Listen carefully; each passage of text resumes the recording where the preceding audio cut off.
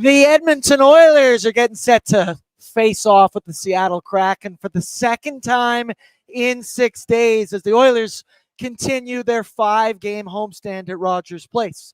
Now, memories are still fresh from Saturday night. However, there will not be public enemy number one Mason Marchment in the building tonight. So, damn it, that was the storyline I was most excited for. But you know Seattle, they're going to want to respond to be better than they were on Saturday. They have yet to play a game since Saturday. So they've been sitting on that 4-0 shutout loss for a couple of days now. And we know the Oilers, they played well on Tuesday against the Wild, but they did not walk away with 2 points. Should be motivated. Take on the Kraken for the third matchup of 4 this season. They will play again March 31st, I do believe, but 2 times in 6 days. I'm looking for bad blood. I'm looking for some energy. But Mason Marchment, you little bitch, you escaped out of this city. We'll get into it. That rattles my cage. It really, really does. Edmonton flu. It's almost as soft as not dropping your mitts. Now, he didn't practice all week, and he didn't come on the 1-game road trip for the Kraken, but soft, if you ask me. But hello, what up, and welcome to Pregaming with Bordzy, brought to you by Bet365. Download the app today, because whatever the moment, it's never ordinary at Bet365. 19 plus. Please play responsibly this evening. No parents. It's the Brett and Bordzy show coming at you. We could get away with anything. So much room for activities down here. We did have plans for a different co-host, but the thing about things is that things change. And I made the bullpen call over to my pal Brett Holden, double duty, producer, co-host for both shows this evening. And I think you've earned 2 Dogpatch meals this evening. And I don't think you'll disagree. I don't see why not. You're playing 2 roles. Yeah, hey. Really going to take advantage of the free meals tonight. You're goddamn right. We're already taking advantage of the nice beers. And today, Brett split the G, but not me. Yeah. So I am proud of my boy. It's a good start. Come on down to Dogpatch. We got a guy wearing a Darnell Nurse jersey. Yeah, I love right it. in front of us. That's right called now. Support right there. It's funny. I was in the shower this morning and I Tell me more. Went, yeah. And I stood there and went, I'm not gonna really go out. I'm gonna have a Pepsi today. And then things changed, and I sat there and went, we're going to have to drink 3 beers on pregame again, aren't we? I mean, it's a dirty job, but somebody's got to do it. Twist my rubber arm, if you will. Maybe. Actually, this is a perfect time for me to ask the chat. So there's something Brett recently showed me at our Nation Citizens event we had here at Dogpatch the other weekend. Yes. And it's called the Super Beer. And it's something that I can't believe I've never even done before. But Brett, share with the class what you do. And I want to know if you guys back at home also do this, or am I the bitch? Well, because at the party as well, like when I did it, everybody around was me and Tyler were like, ew, astonished that I was doing this. So then I started to get a little self-conscious about it. And then Wanye was here. He watched a game with us last game Tuesday, and I did it in front of him. He's like, oh, yeah, that's a super beer. So what you do is you order a beer, and then on the side you get a shot. Pick your liquor. I either do vodka or whiskey. Rum, and sometimes they're the same thing. And then you pour it into the top of your beer. Super beer. It's not bad. You tried it. So you poured vodka in it, and that it had a little bit of a bite to it. Yeah. But it really wasn't that bad. Would you put whiskey or rum in the other one? I think it was whiskey. Ass. I'll say that. I did not. That's not for me. Yeah, it wasn't. But it is efficient. And I will say the vodka wasn't that bad. I will say was efficient. Gets you where you need to go. You need to go. Let's get caught up into the chat, though, and see what's going on. The wellness check, we don't need it anymore because Austin's in. First comment, he says, Bordzy, let's fire up this fucking band, baby. The rest of you beauties, check that pulse. Bring the vibes. Let's dig in and get to work. Beer's cold, check. This is our house, our time. Hope will never die. Then we've got Peyton in, and he says, Janmark goal tonight. Bet. I looked it up. Plus 1,000 for an anytime goal. I like my money. I'm not going to do that one. I made a pre-gaming clip from last show from today, or for today, posted it. And in that clip, you sit there and go, we're sitting there and we're kind of feeling a Janmark anytime goal. And I sat there and went, well, it was before last game. So maybe we can always hope. We'll always have hope with Matthias Janmark. Whatever you date the guy, we will have that hope. Always cup years in. He says, here we go. Then he says, nice sweater. That's right. I'm rocking the ho-ho hope will never die. It's kind of tough because these sweaters are awesome. They fit well. They look good. But you can't really wear it You can really only wear it 1 month Yeah. out of the 12 months of the year, and I haven't been taking enough usage of that this far. Ah, Also, my family, they want a bunch of these. Are these still available on Nation Gear? I don't know. I don't think so. I'll make some calls, Chad. I'll make some calls, see what I can do, because my family needs them back. Levi's in. He says, Freddie goal, 5-3 Oilers, That'd be LFG. Somebody on Reddit I just showed you said, Freddie legacy game, 4 goals, 4 assists, and they're going to call it the Fred trick from here on out. I love the optimism. I love the positivity. Freddie hasn't played over 10 minutes in the last 3 games, so don't know about that one. But once again, we will always have hope. Levi also said Marchment came down with a serious case of the Edmonton flu. Heard it's pretty serious. Prayers up for Mason Yeah. Marchment. That's we all know how we feel about him. And then finally, Buff Snelda said, "What's the menu choice today?" Brett, what are you thinking? I'm thinking Cajun chicken I quack. might follow you with that. Now, that wouldn't be a new menu item for me necessarily, but that sounds really, really good, and I haven't ate yet today. So I might actually no. I had some cookies by a place that rhymes with cookies by Hjorge. No free shoutouts, no free ads. shoutouts, but it just rhymes with cookies by Hjorge. You know who I will give a shout out to Go once ahead. again? I just assume it was Ryder and Lisa. Stroll into the office Oh. this morning, and there's like a good old mom and dad that you need. The office covered in snacks. There's bags of peanuts. That ain't Yeah. cheap. There's granola bars. There's 2 bags of Sour Patch Kids. Canada Dry cranberry ginger ale. Some pop or soda, wherever you Soda hail pop. from. Maybe that's right. Combine Soda the two of them. pop, You know what I'm talking about. You know what I'm talking about. Also, I want to know from the people outside. Maynard says evening idiots as well. I don't call the fans of pre-gaming idiots. I No, call but them absolute fucking beauties. That's what I call them. I like idiots though with an E though. Yeah, That's true. funny. That is a good Like touch. going every day. I also am trying to get some idiot merch made for Oilers Nation because Ah. the chat's really bought in and leaned into the idea Yeah. of being called idiots from Tyler. Hey, it's a rite of passage. I've had it happen before. You've had it happen Yeah. before. You know you've made it when Tyler calls you an idiot. The one question I want from the chat, though, I haven't been outside. The ones who hail in Edmonton. How bad are the roads outside? Because I got here at around 10 a.m. this morning, have yet to leave. Me and Brett were walking around outside Dogpatch. Both almost slipped.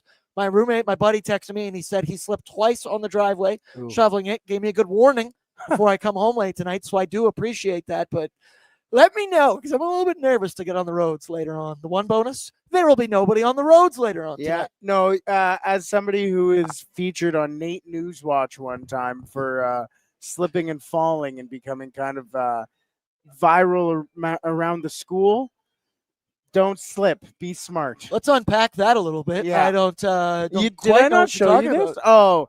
Oh, when I was back in school, I was in second semester. I was running across the street towards HP building, and a friend of mine was recording from the cat cross or whatever it is above, and I was kind of jogging across the street. It was exact conditions, just like this, and I'm kind of jogging across the street, and I go to slow down, but it's ice. It's slush. It's kind of ice and all that. So I stop, and you just see both feet stop moving, but sliding the whole way, and I just go whoop and fall right back. And Did you hit your head? no, Attaboy. I'm very good at Attaboy. not hitting my Attaboy. head. But our The boy's got a strong professors- neck. He's got a strong neck. Everybody Great- knows that. Everybody great says neck. that about Brett. But our professors, Chris Durham, Mm. good old Chris Durham, told the third semesters who were doing Nate Newswatch to interview me to talk about safety of running across the street. So you're defined as the guy that fell down. Yeah, I mean, And look at you now, brother. Look at you now. Pre-game with Bordzy live from Dogpatch in the River Valley. that's my school legacy.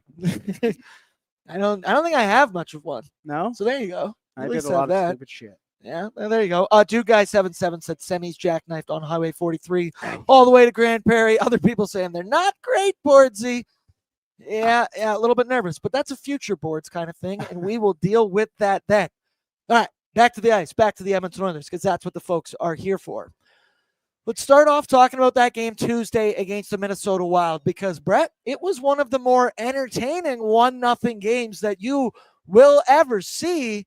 Edmonton played well. They were actually 63% favorites in the deserve to win meter, and there were several positives in that hockey game. For a team that we have been begging to play solid defensively and play consistent, well, for the last 2 games, they have only allowed 1 goal against. And then on the other side, the Oilers, I don't want to be this simple about it, but I'm going to be. They just got goalied by the hottest goaltender in the entire NHL as Jesper Wallstedt stopped all 23 shots he faced. Now, I will say the Oilers' offense, a tad, maybe even more than a tad, bit perimeter, but they dominated the shot category, and they deserve possibly a better result in that game. That's maybe one where you want the 1 point. But hey, if ifs and buts were candy and nuts, or there's some more vulgar ones about my aunt and uncle, but either way, I'm going to leave those out. Sorry? I'm very sure that Edmonton Oilers fans, like, I'm sick of saying it, dude, that was a good loss from the Edmonton Oilers on Tuesday night, because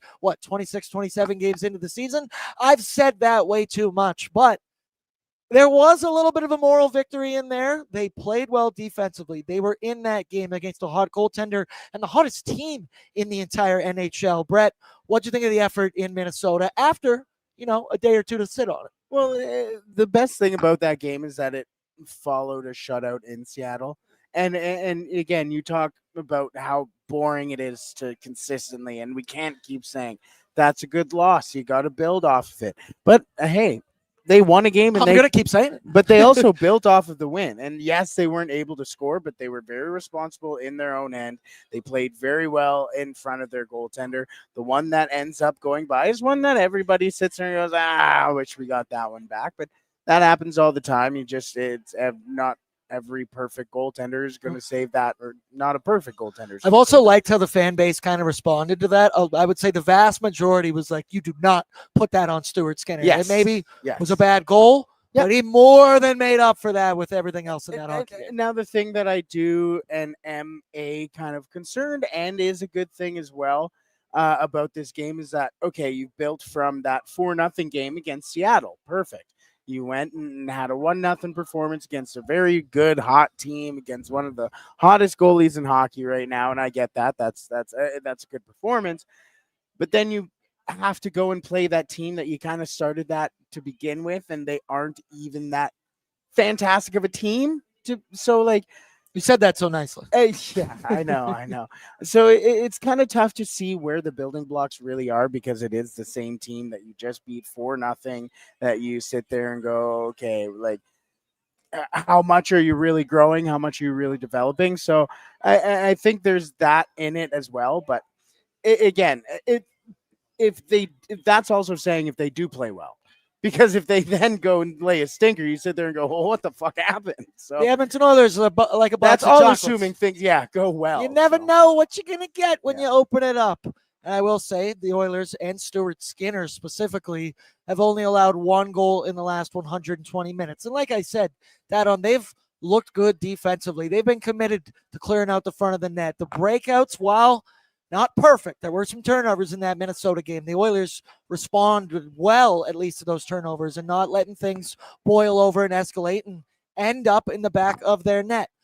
But those two performances came when Stuart Skinner was in the crease, and he looked pretty damn good. And tonight, Stuart Skinner is not going to be in the crease for the Edmonton Oilers, as it's Calvin Pickard getting the start. This will be his first start in exactly 14 days. However, he did have an appearance in the Dallas Stars game when he allowed 4 goals on 22 shots. But we'll move past that. His last start was a good one against the Tampa Bay Lightning when the Oilers lost in overtime. He stopped 33 of 35 in that game for a .943. And we all know it. You see it right there on your screen.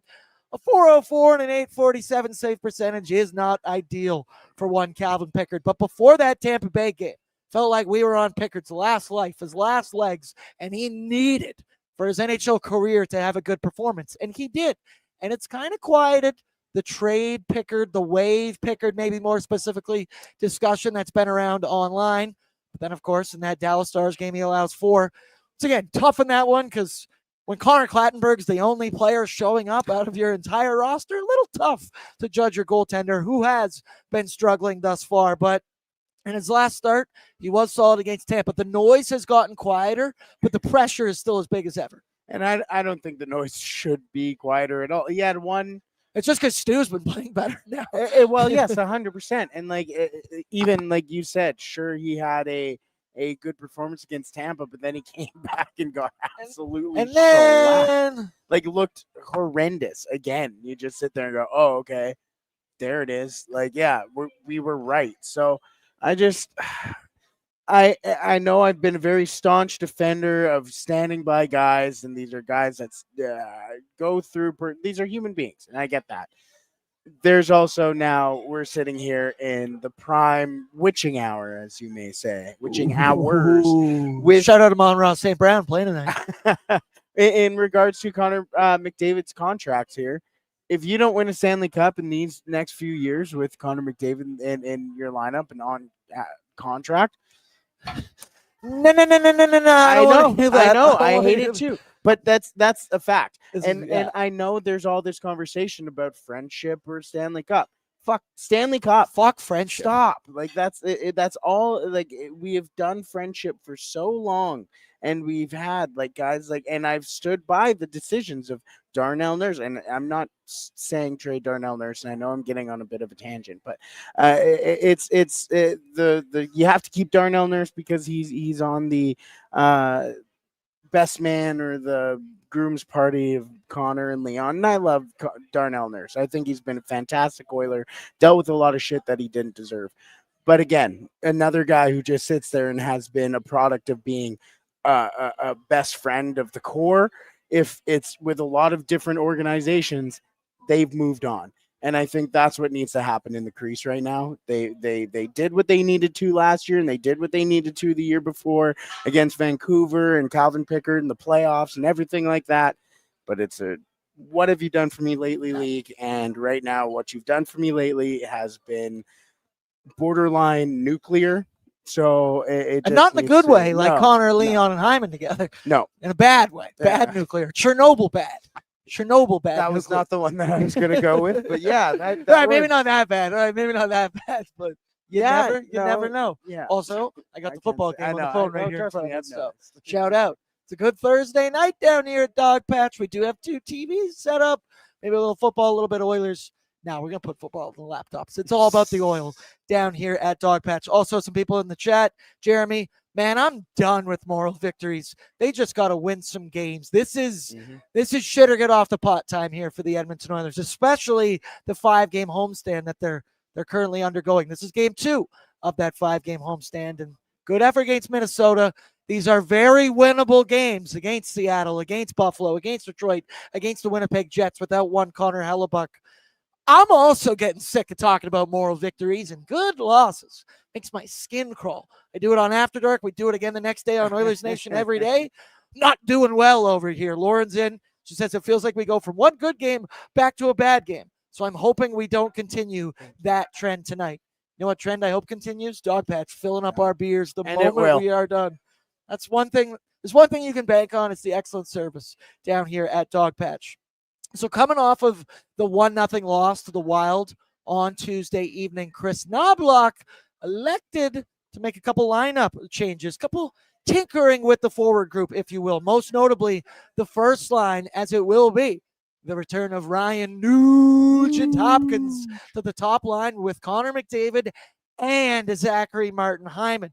We'll see Matt Savoy there on the second line with Podkolzin and Leon Draisaitl, which means Mangiapane moves down to the third line in a spot I think he needs to stay with one Matthias Janmark and Adam Henrique. Not many people have said that. No. So Edmonton, once again, I'm very excited about getting a look at what that top line can do. It's new. It's beautiful to see that they're all the two wingers, at least Ryan Nugent-Hopkins and Zach Hyman, finally healthy. And it does kind of feel like the decision of, like, that classic line of you robbed Peter to pay Paul, and that the Edmonton Oilers bottom 6 has not been playing very well, has not been producing offensively, and the Ryan Nugent-Hopkins playing 3C in that role is to try and spark some of that offense down there. But when that comes at a cost of your top 6, and that we saw the Oilers couldn't score a goal in 60 whole minutes Tuesday against the Wild, kind of forces some hands. So Knobloch is going to roll with Ryan Nugent-Hopkins, at least to start. Brett, we actually have a clip in here from Chris Knobloch earlier today talking to the media about how I get all excited that I see Nuge, McDavid, and Hyman back up together, and I'm like, fuck yeah, that's right. They're gonna be the trio, the nuclear trio that we all know and love. And then it pops in my head, and I go, oh yeah, it's Nobby. So I don't know how he's gonna use him. Let's listen to what Nobby had to say earlier today about it. Yeah, we just moved Nagy from 3C to back with Connor, and just with just them being familiar with each other, them playing against other teams' top lines. Nuge is obviously a very good defensive player. So is Savvy, but I think it just gives a little more stability there.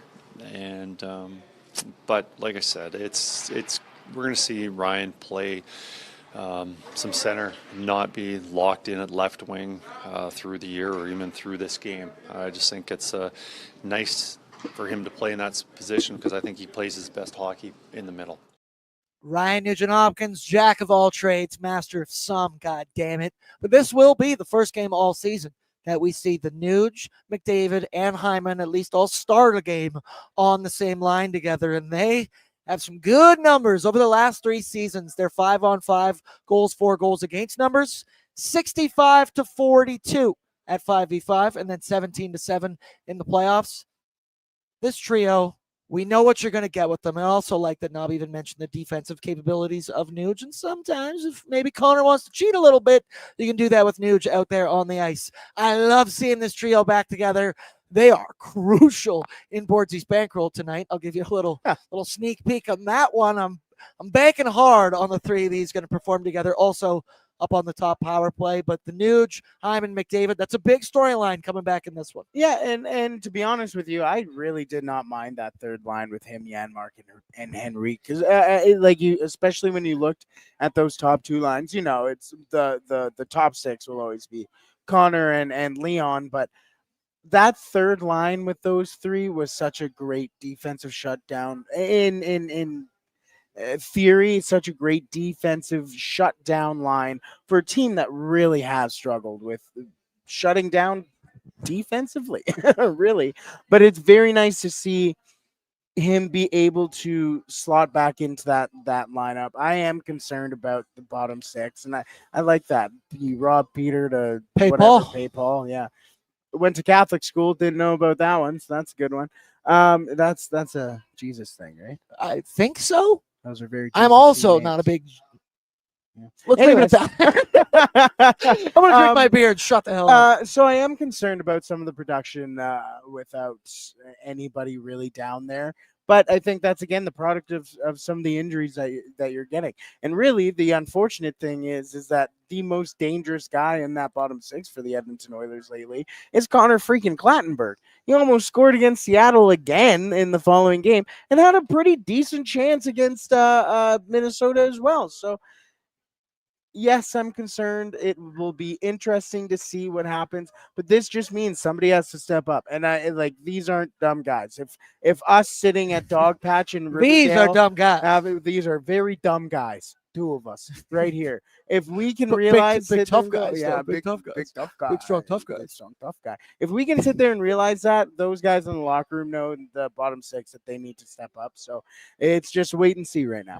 If you want to hang out with 2 dumb guys that are like Brett and I, you know where you could do that in March of 2026? Where's that? Sin City, Las Vegas, as the nation vacation is heading on down to Vegas again, March 24th to the 27th of 2026. We're taking over Sin City. These nation vacations never disappoint, especially when they're headed to Vegas. This will be my 3rd one I've ever done to Vegas.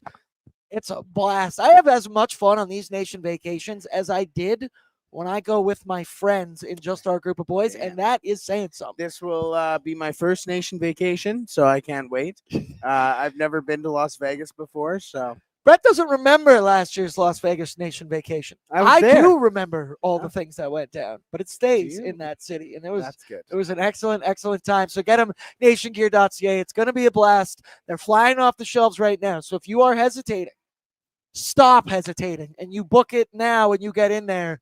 And we will personally guarantee you a great ass time down in Las Vegas. I was talking to Kennedy. I get goosebumps thinking about it. I was talking to Kennedy the other day, just talking about the nation vacation, heading down, everything like that. And some of the stuff that we have planned is going to be awesome. Lower Bowl, like the last place that we were, apparently, as I heard, apparently I was there. But they were like this, like the top. It was an upper bowl lounge. I was waving and texting Tony Brar, being like, "I see you." Yeah, we could basically touch Tony Brar. Literally. And so this is Lower Bowl. we are going to be on the lower bowl. Bougie. I might even Food say. and drink included. Uh-oh. Whoopsies. So Brett will make it to. He'll remember his nation vacation Well, I the will. year afterwards after this one because it's going to be a very, very good time. Nationgear.ca, where you can buy your spot, reserve your spot on that vacation. So the focus tonight, it shifts back to the Seattle Kraken, if you will, because these teams met 6 days ago in the Oilers 4-0 shutout victory, courtesy of our friend Stuart Skinner. The focus on that game was good defense. The focus in that game was also Mason Marchment, who unfortunately will be not out on the ice this evening. With no injury designation officially, we can only assume that he's come down with a major case of bitchitis. I don't know what it is. Oh, actually, I just got this from his doctor. Just got this in. Oh no, That's a baby sound. He needs to be coddled. Now, so Marchment and the Kraken haven't played since Saturday's game against the Oilers. They've had several days off now, but they had 3 days of practice. Marchment didn't take part in any of those. It's a 1-game trip for the Kraken to Edmonton, so he did not make the trip with the Kraken, which, yeah, I mean, logically you could say, yeah, clearly he's banged up and he's fighting something because he wasn't practicing all week, but I'm going to choose to take the low-hanging fruit and say that he's scared to come into Rogers Place. And this Oilers crowd, we all know how we don't feel about him, right? So he took a dirty run at Darnell Nurse in that game. Obviously, he injured Zach Hyman in the NHL playoffs. He may have apologized for that hit to Zach Hyman, as we saw a little clip at the beginning of the game recently. But this move from Marchment, hey, it is what it is. But, Brett, do you agree? This was the storyline. When that game finished on Saturday, I was like, they're going to meet again on Thursday in Rogers Place. I was all jacked up. Nasty case of being a softie. Yeah, there's not a lot of times where you sit there and go, man, I can't wait for a game against the Seattle Kraken.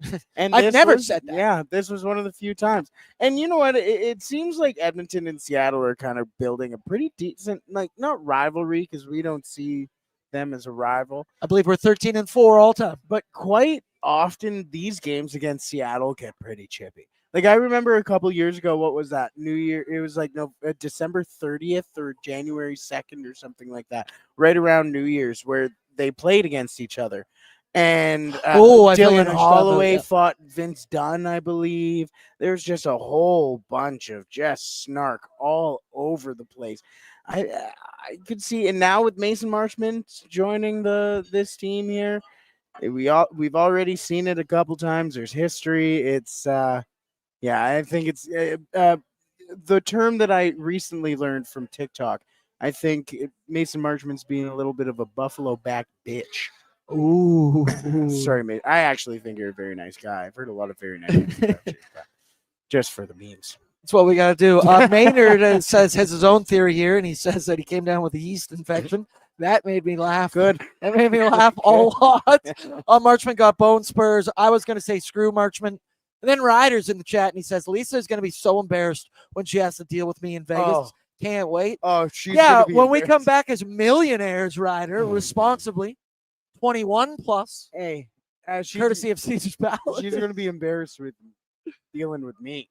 Yeah, Ryder's going to be. I was embarrassed of Brett last No, year. you weren't. Shut your mouth. To be fair, I did stand in a Raising Cane's looking at what's the name of the Vegas Golden Knights mascot? Whatever. They had the Vegas Golden Knights mascot in a Raising Cane's. It was like stairs, a platform, and then stairs. And I stood on that stairway for 5 to 10 minutes, just flipping off the mascot for the Vegas really Golden committed, Knights. really committed. Oh yeah, people walked by. Tyler Tyler walked by. He's like, "What are you doing?" I'm like, "Don't worry about it. Living, thriving, Yeah, Livin, living, doing Vegas my way." Yeah, I did. That's the one thing I remember. There you go. That's wild.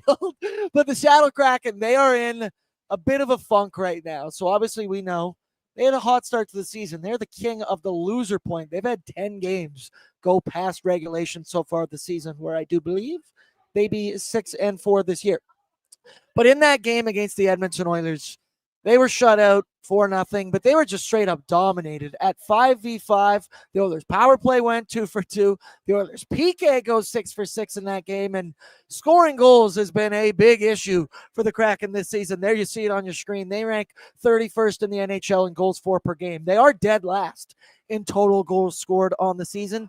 Their power play, 22nd in the NHL. Their PK, even special teams, not very good. The one thing that they do well is play structured defensive hockey. They lead the league in the least tuned in games. I'm just going to assume that because they love to play some boring hockey. This stretch of hockey goes Seattle, Minnesota, Seattle.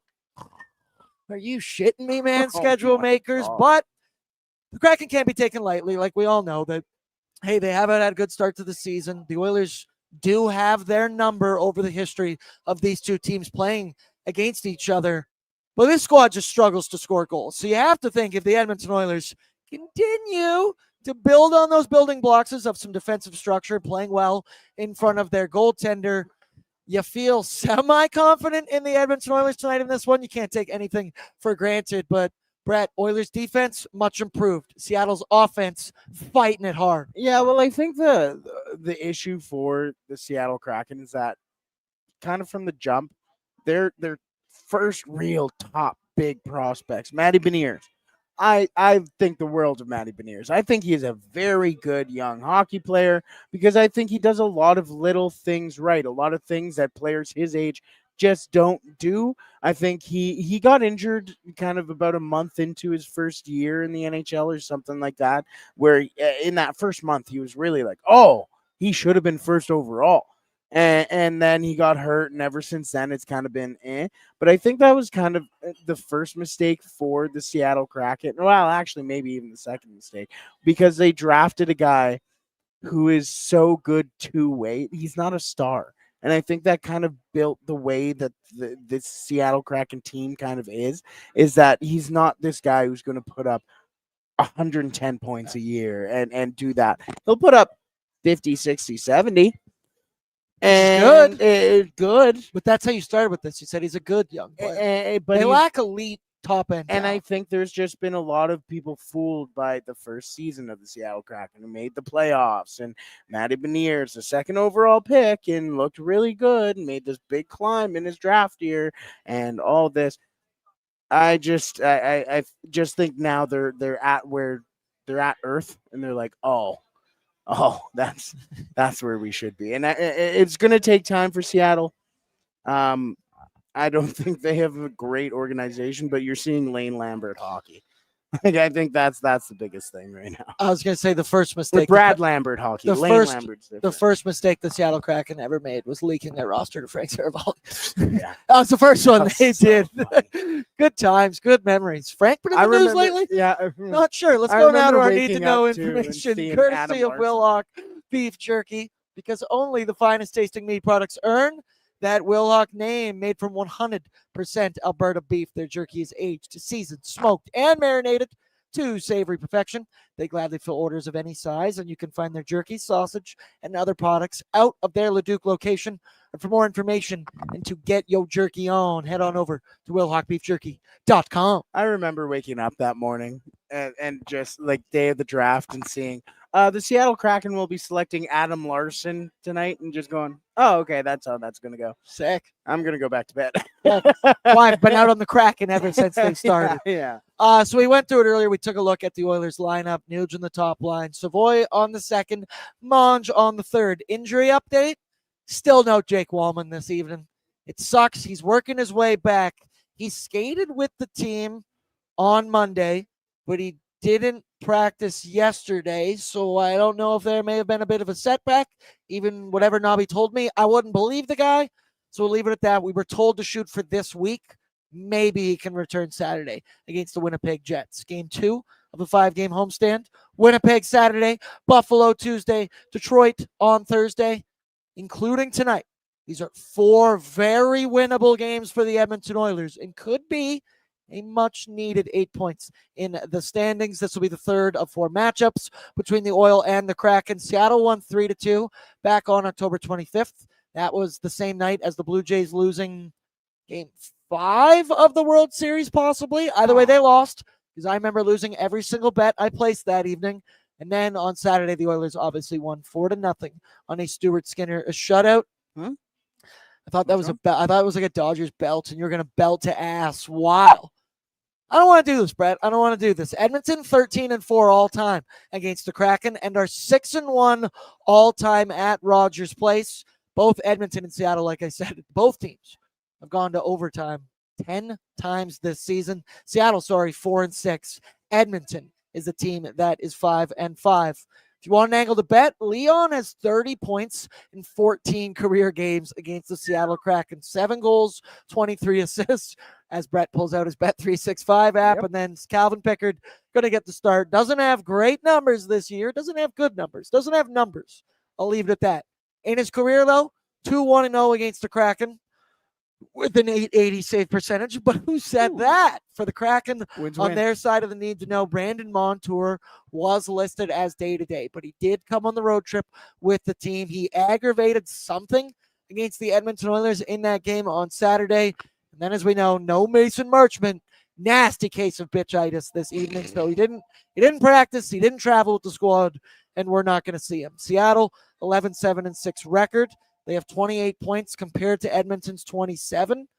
However, they have played 3 less games this season. So the Oilers, you got to win this one. It's crazy that I think that at the end of the year, you got to beat Seattle, brother. You got to beat Seattle. You got to find a way to dominate this. Just got lineup confirmation as well. Lovely. Also, both field goals from both the Lions and the Cowboys in my spider I made on this. Over 1.5 total field goals made. Oh, because I had, was that your throwing? That was my. I had dirty. 7 selections, so I needed to make 8 for a real spider. Bang, check mark on that one. The Kraken 4-4-2 in their last 10. We looked at some of their numbers, but Seattle ranks 32nd in the NHL in high danger chances for. The league low 59 total goals scored, and they have played 1 game this season where they have scored 4+ goals against a goaltender.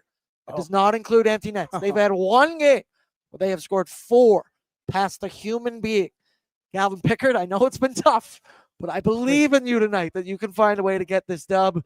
Jaden Schwartz continues to be out for weeks for this team, yet he leads them in points with 8 goals, 7 assists, 15 points in 23 games. 15 and 23. That is the lowest of any team leader in the entire NHL. He's now missed a game as well because he's going to be out for a couple of weeks. Eberle has 8-6-14, so he's just right behind him. And then Jared McCann, my player to watch a little bit later on. He's only played 7 games, but he has 3 goals, 2 assists. The underlying numbers of that Beniers, Eberle, McCann line Saturday against the Oilers, well, they were unreal against the Oilers. So look at that trio to find the goals. Sorry, did Jaden Schwartz win a Stanley Cup? Was he on that Blues team?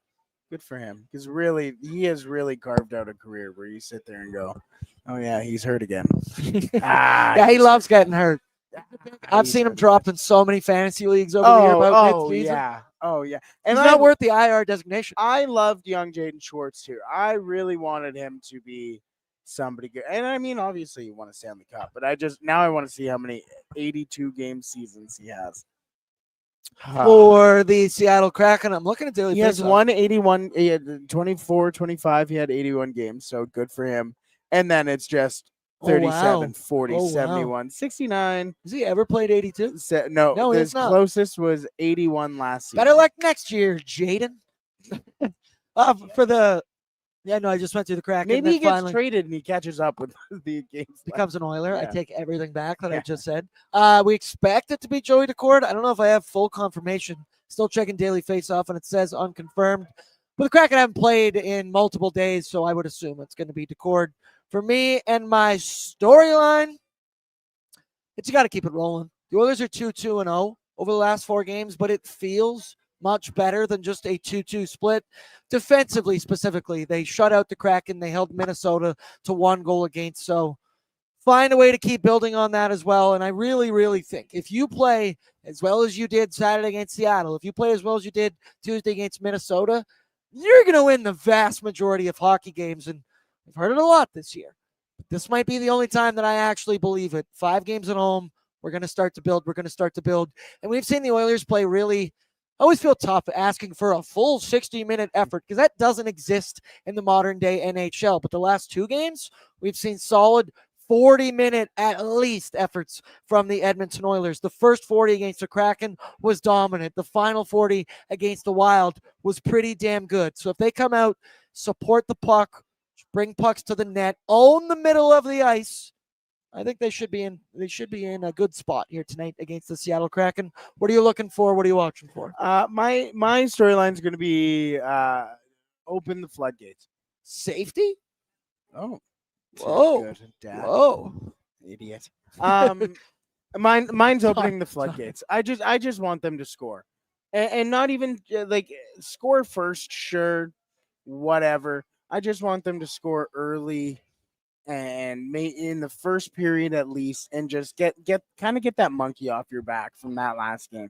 Make sure you remember that you're the Edmonton Oilers. You can score, you have offense. You have struggled recently where you just have not been able to show that offense. Let's re-show that again tonight. Go dominate tonight. Open the floodgates, score a couple, have fun with it. You're back at home. I know it sucked that last game and not being able to produce on home ice. Let's produce on home ice and do something. Let's get the home crowd jumping and bumping. Reese, the producer of the Nation Network's The Sauce, which you should subscribe to their own YouTube channel that they just created. Reese, he's been new in the producer's seat. He's been staying late for the last month straight. And today, we saw him leave the office at 2:45 p.m. There was a standing ovation. We couldn't believe it. I couldn't believe it. There was a genuine, damn near standing ovation. He said he's going home to take a nap and then head out to the Edmonton Oilers. And I forget what word he used, but he used this hand when he said he was going to do it.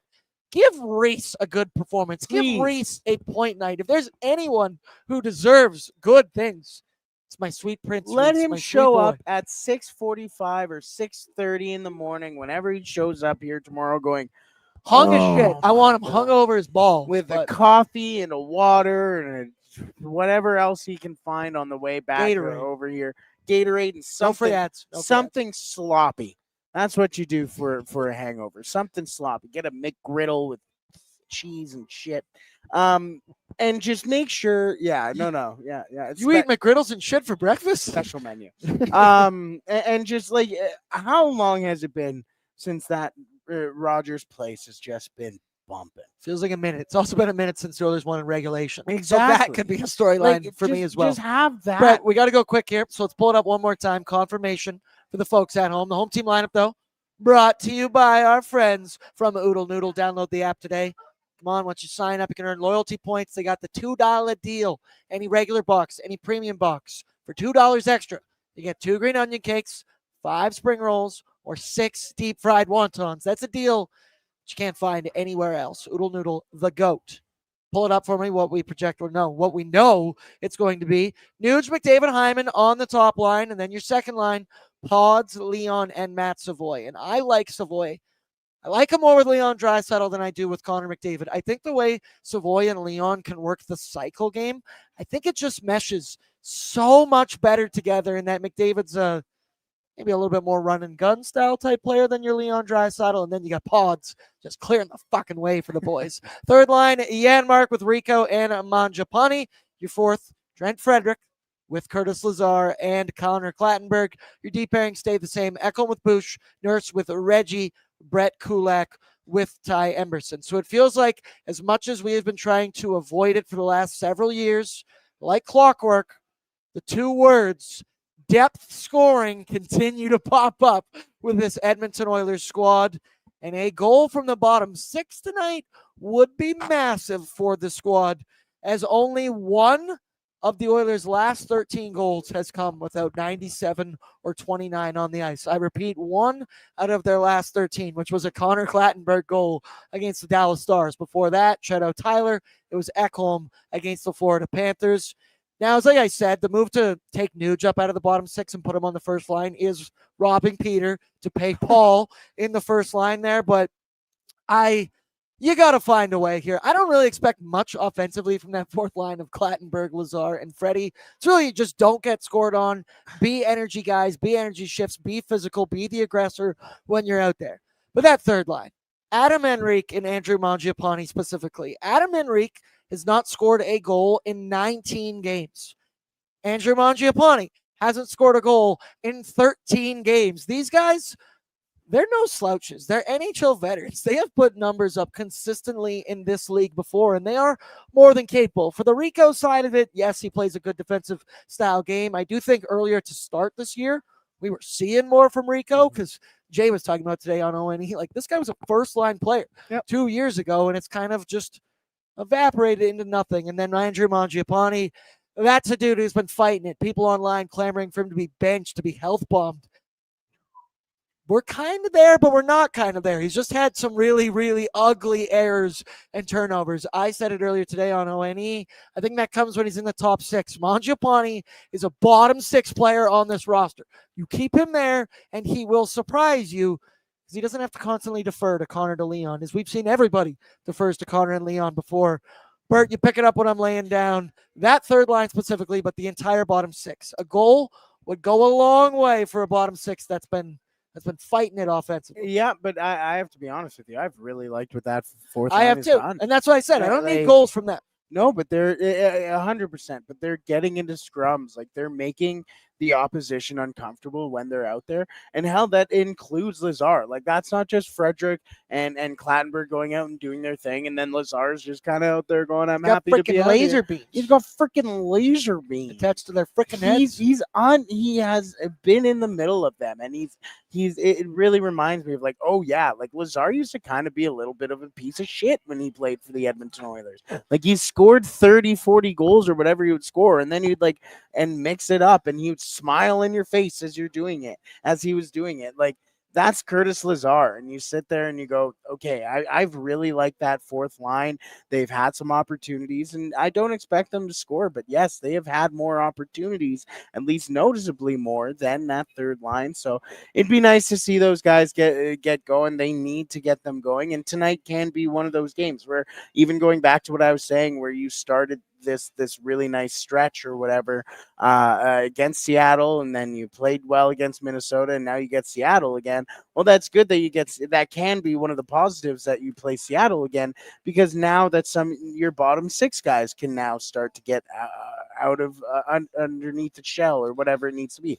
They can get on the score sheet, and maybe if you realize that, hey, we played well against them last time we played them, let's do it again. Let's just get out to an early lead. Let's get a regulation dub. Yeah, that's what let's I'm get a Freddie saying. goal, and everyone at home can Open the I floodgates. I've been reading a lot online where people are like, hey, let's do the Trey Turner thing the Phillies did. Or like with Connor Brown.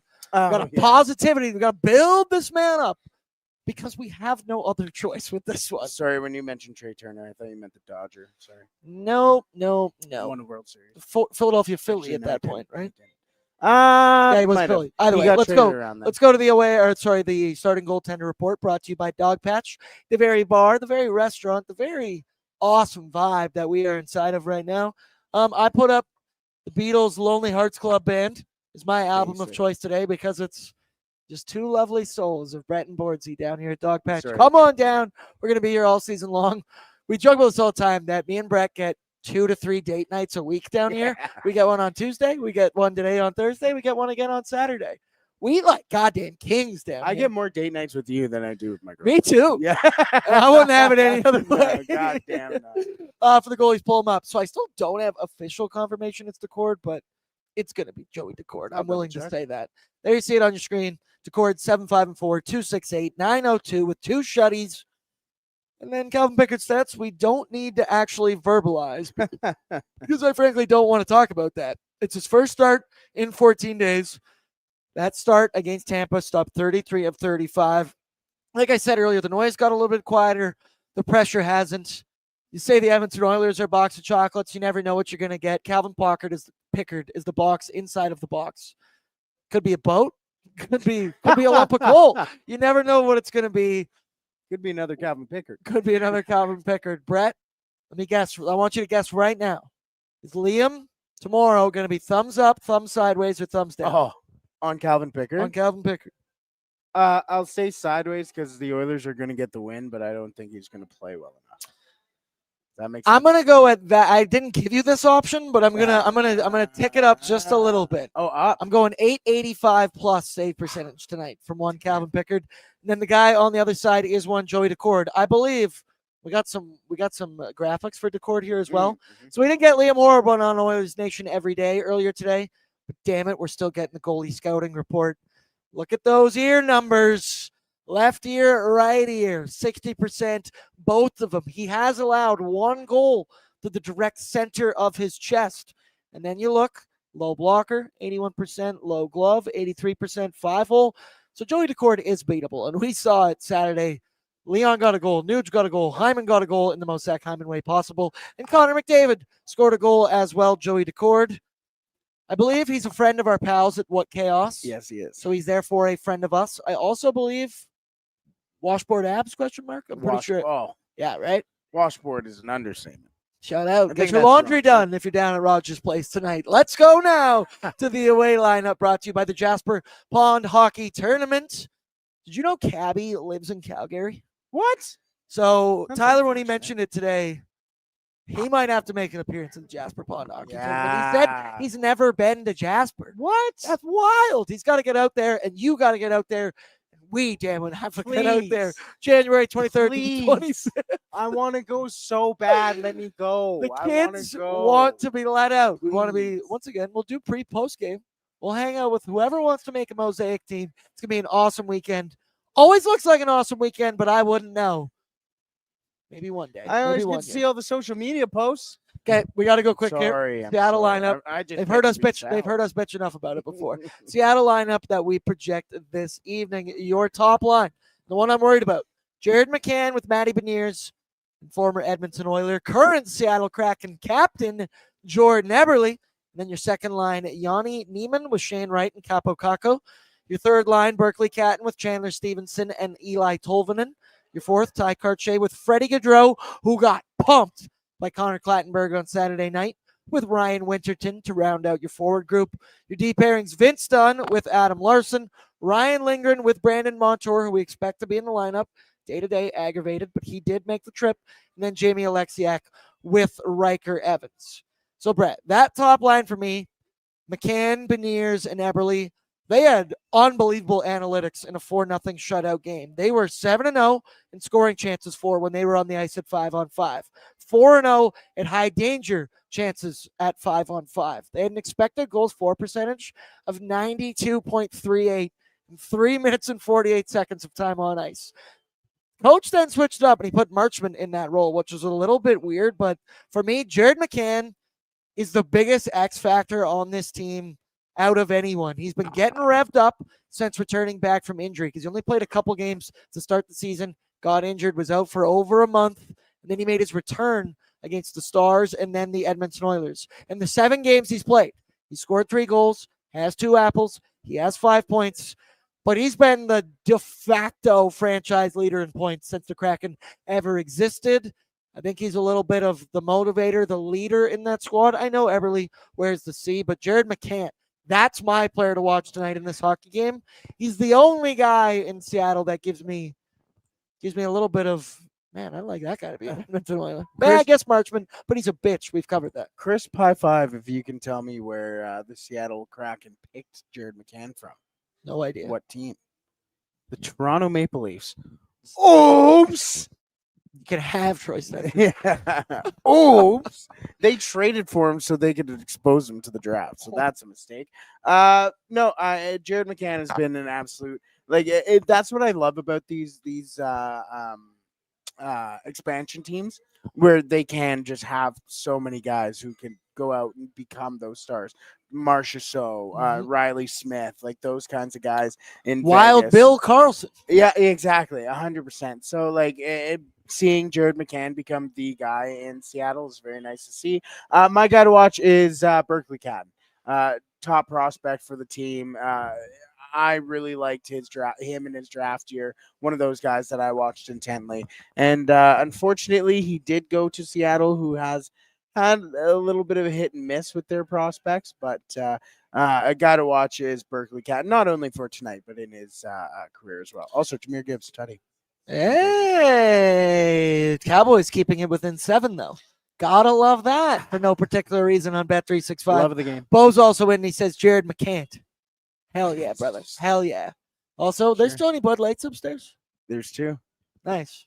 Nice. Bo, shout out you. Yeah. I think Brett and I are going to dip into a couple of those this evening. Let's go now. I just mentioned Bet365. It's time for Bordzy's Bankroll, brought to you by Bet365 19 plus. Please play responsibly. Download the app today because whatever the moment, it's never ordinary at Bet365. Tonight, I'm being simple.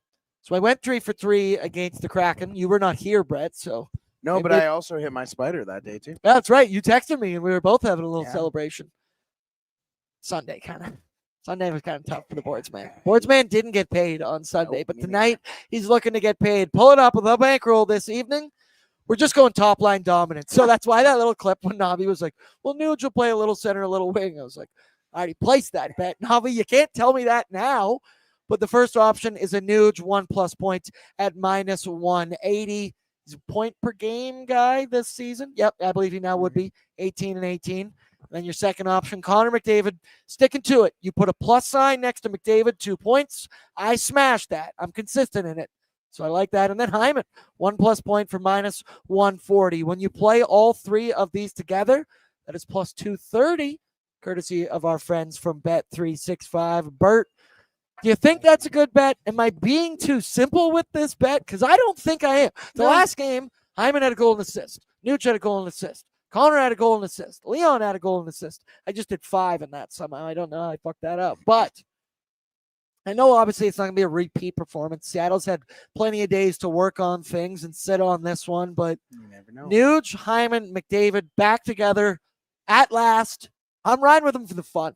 No, I agree, and just there's so many things that have been pointing to the top line having to be that line to get stuff going.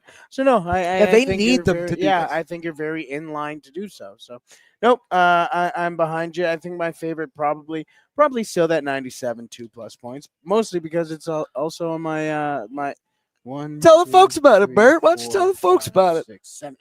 Damn it. Belong to that kid from Toy Story. Connor McDavid, 2+ Taking legs points. off. Yeah.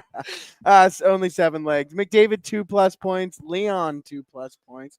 Leon, 1+ shot. Hymo, 1+. I'm going very conservative. No, I like that. I need to Well, recuperate. conservative in 7 legs. Yeah, That's like an yeah, oxymoron yeah. of things. Ooh, that's called juggling, baby. Hyman, 1+ shot. Boosh, 2+ shots. Not just one. Feeling a little saucy.